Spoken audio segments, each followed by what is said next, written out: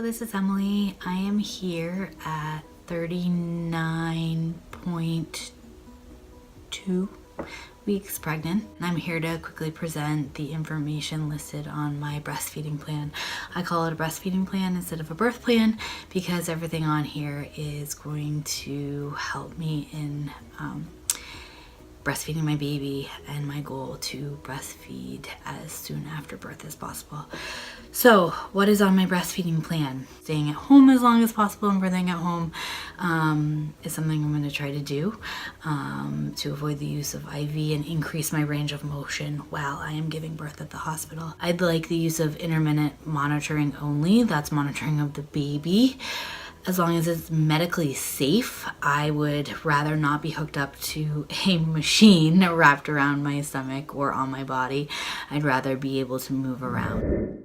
And moving around is important to me so that I can use alternative pain methods such as sitting on a birthing ball, walking, leaning against my husband, back and body massage, using a birthing bar, getting in a warm tub or shower, and the list could go on depending on what methods are going to calm and relax me. I'm so excited to use aromatherapy in my room as well. Smell is actually a really important part of managing pain. I'd like to avoid the use of oxytocin. I'd like to avoid the use of an epidural as much as possible. And in a separate video, I would love to talk to you about methods you can do before giving birth, weeks ahead, to help prepare for the avoidance of an episiotomy. I would like to have calm, dimly lit birthing environment, and I'm prepared to bring my own music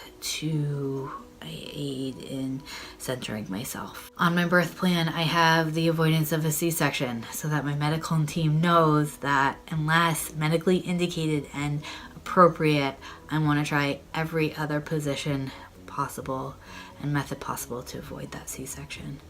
I have pushing only when the urge is felt. I don't want to be rushed by my medical team.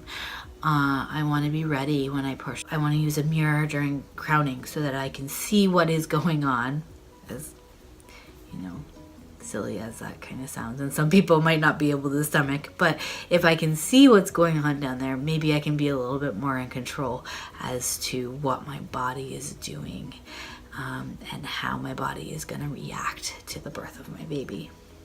Now, the second half of the birth plan, breastfeeding plan, whatever you want to call it, is after the delivery of the baby. What do I want to happen to aid in my breastfeeding journey? I want immediate skin to skin afterwards. That means procedures that need to be done. That means delayed umbilical cord clamping. And I want everything to be done on me as much as possible, or pushed off until after that skin to skin happens. That skin to skin is super important to aid the natural process of the baby learning to breastfeed and adjusting to the world and being close to you. They actually know your smell after they're born. That skin to skin I want to happen for at least 1 hour. I want breastfeeding to be the sole means of nourishment for my baby. That means no formula, that means no sugar water, that means no special elixirs, whatever the hospital is thinking. I have on here, I want to breastfeed. I don't want the nurses to, or any medical team to use a pacifier for my baby while I am in the hospital. My husband and I want to be present for all procedures for the baby, and linked to that, we are going to practice rooming in 24/7 so that I can learn the cues of my baby and the personality and begin that journey of breastfeeding on demand 8 to 12 times a day.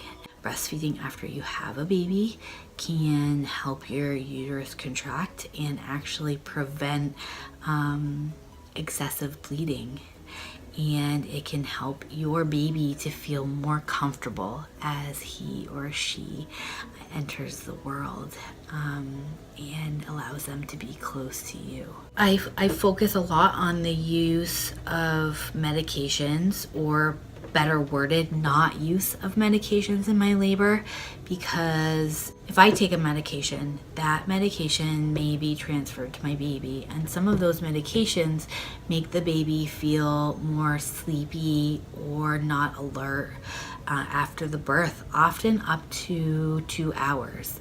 And what does that mean for breastfeeding? The information provided here is listed on the website for the American College of Nurse Midwives. You can visit them at midwife.org.